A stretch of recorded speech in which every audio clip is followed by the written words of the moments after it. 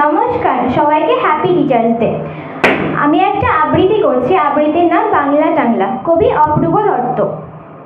অ্যানুয়ালের result হাতে বাড়ি ফিরল ছেলে, মা বলল কোন পেপারে কত নাম্বার পেলে? হিস্ট্রিতে মম 84, ম্যাথসে 90। মা বলল fantastic, just like a hero.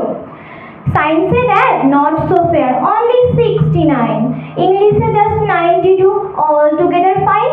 Geography পেপারে তো 100-এ 100, ডুবিয়ে দিল বেঙ্গলিটা, very poor grade.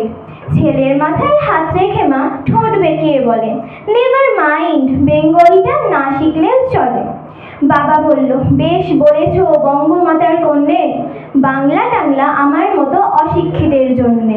Vidyasagar, Rabindranath, নেহাত ছিলেন বোকা, না হলে কেউ শখ করে হয় বাংলা বইয়ের পোকা। মা বলল চুপ করো তো, ওর ফলটা কিসে?